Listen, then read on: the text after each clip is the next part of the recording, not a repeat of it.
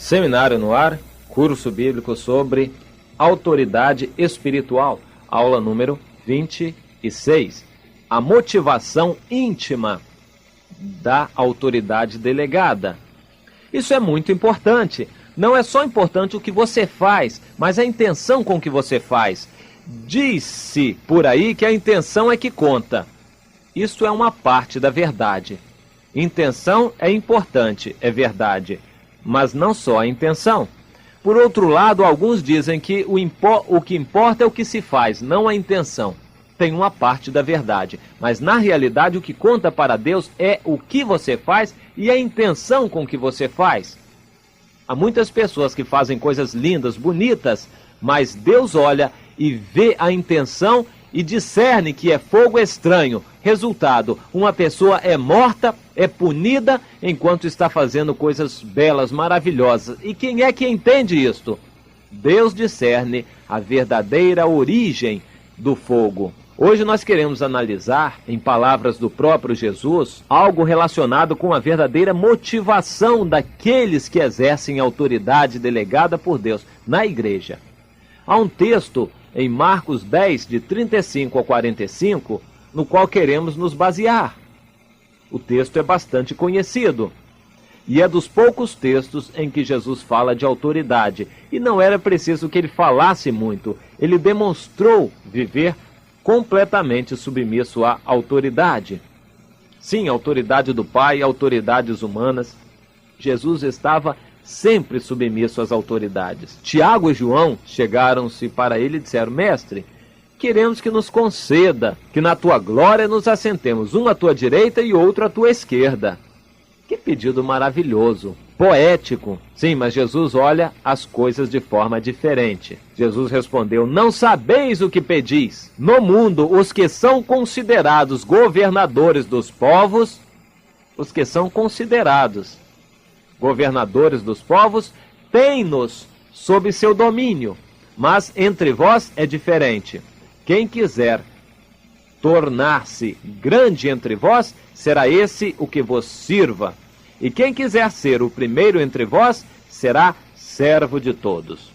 Pois o próprio Filho do Homem não veio para ser servido, mas para servir e dar a sua vida em resgate por muitos. E aqui arremata a história. Jesus disse a verdade e assinou: o próprio Filho do Homem não veio para ser servido, mas para servir e para dar a sua vida. Se, ainda a respeito do que foi dito anteriormente, houvesse possibilidade de argumentação com relação ao exemplo de Jesus, a conversa está devidamente encerrada. Tiago e João queriam, o que eles queriam? Ficar mais perto de Jesus, à direita e à esquerda, e, em consequência, ter mais autoridade. Eles estavam buscando autoridade. Esta era a intenção que havia no coração deles. Jesus não os rejeitou. Também não os culpou pelo fato de desejarem aquilo. Provavelmente os outros 10 também estavam desejando a mesma coisa. A impressão que eu tenho em certas igrejas é que todos os homens desejariam ser o pastor. Todos quereriam estar no lugar do pastor. Todos quereriam mandar na igreja, ocupar posição de destaque, de autoridade na igreja. Jesus não culpou aqueles 2, porque todos os 12 estavam na mesma situação. Porém, Jesus disse que eles teriam primeiro que beber o seu cálice e ser batizados como Jesus foi. Ou seja, não é pedindo, mas é bebendo o cálice, sofrendo, servindo aos irmãos. Muitos hoje querem viver um evangelho desfigurado, um evangelho de preces poderosas, um evangelho de orações que resolvem tudo, um evangelho de orações miraculosas. Mas não é tudo com oração só, não. Orai sem cessar é verdade, mas não só orar sem cessar. Vigiai, servi, admoestai. Há outros verbos além de orar, e há muitos que estão só pedindo.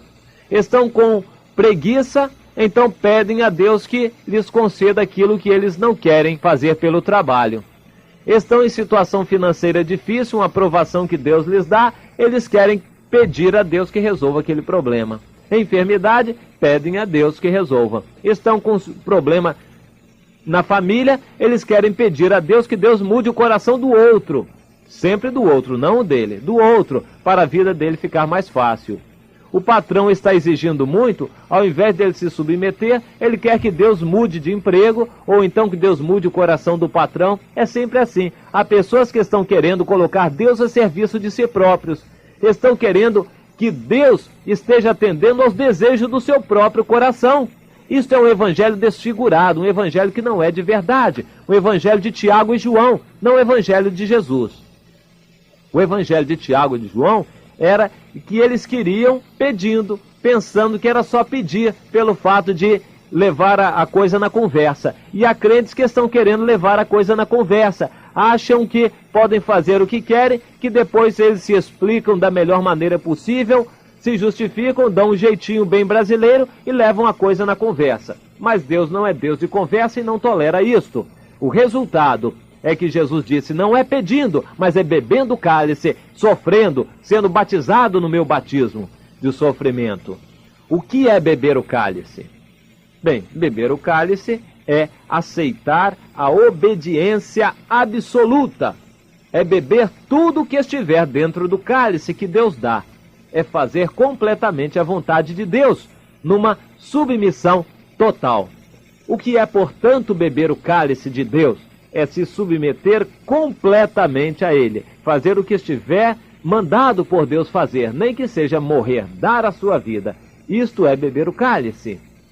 Muitos ficam trabalhando tão absortos que não podem entender a vontade do Pai. Trabalham, estão sempre se esforçando e se afadigando, não para fazer a vontade de Deus, mas trabalham por amor ao seu próprio trabalho.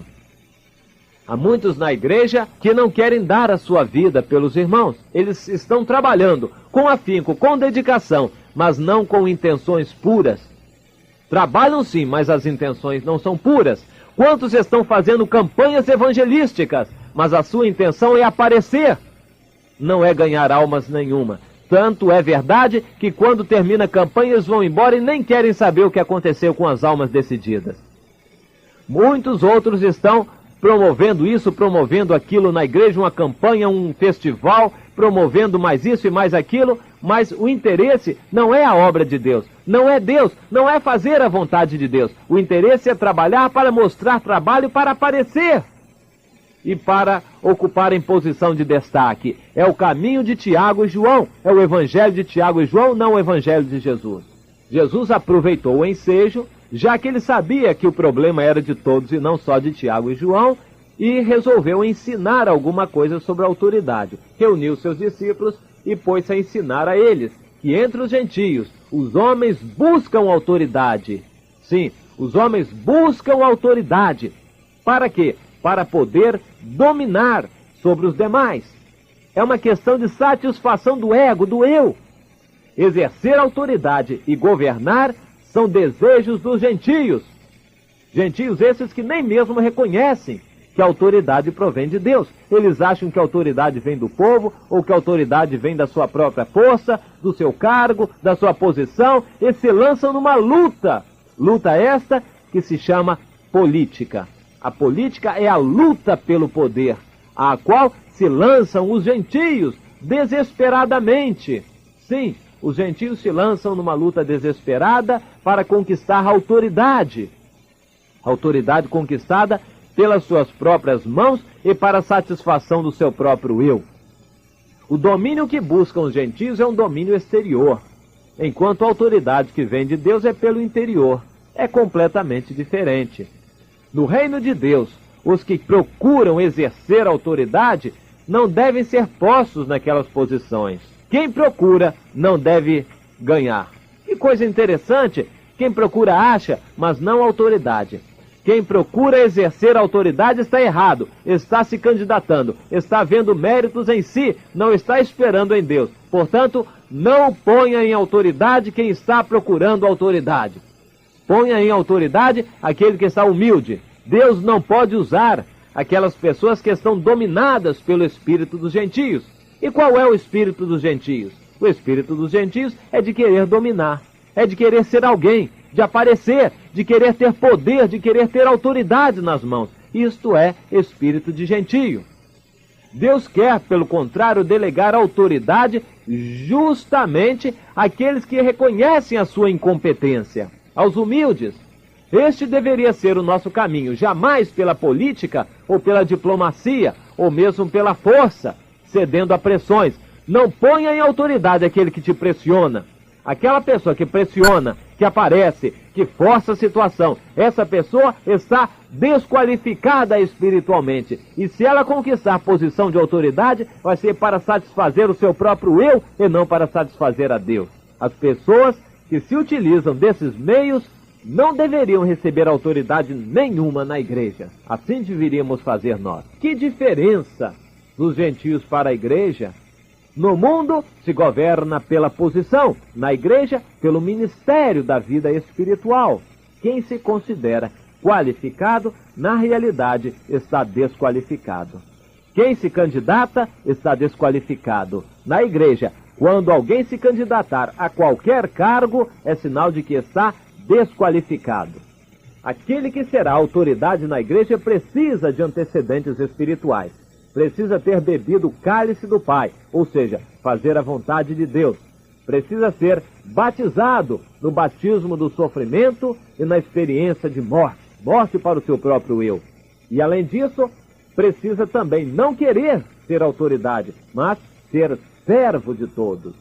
A pessoa que finge ter as qualidades exigidas, mas na realidade não as tem, mais cedo ou mais tarde será denunciada. Há pessoas assim, que ficam quietinhas para parecer mansas, mas na realidade elas são um monte de geniosidade.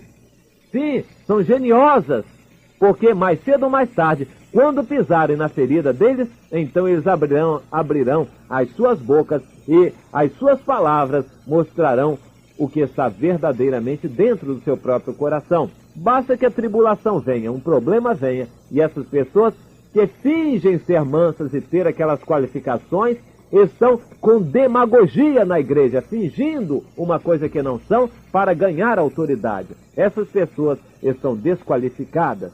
E aqui justamente se aplica a expressão servo inútil. O servo inútil não é aquele que realmente é inútil, mas aquele que se considera inútil, não reconhece nenhum valor em si mesmo. Aprendamos nós a ser escravos de todos, servindo-os até que Deus nos confie alguma autoridade. Então, resumindo, em primeiro lugar, você deve ter vida ressurreta, unção espiritual. Em segundo lugar, receber de Deus algum dom sobrenatural, algum ministério sobrenatural. Em terceiro lugar, ter uma vida de serviço, verdadeiramente servindo aos seus irmãos. E em quarto lugar, então receber e ter autoridade espiritual. A autoridade é dada àquele que tem vida sobrenatural, aquele que recebeu o ministério de Deus e aquele que vive para servir aos seus próprios irmãos. Algumas advertências para nós. Ai daqueles que querem se apossar da autoridade de Deus por suas próprias mãos carnais. Temamos, irmãos, a autoridade como nós tememos o fogo do inferno. Cuidado, tenha medo da autoridade. Representar a Deus é coisa seríssima. O caminho, portanto, para nós é o caminho da obediência, não o caminho da busca do poder e da autoridade.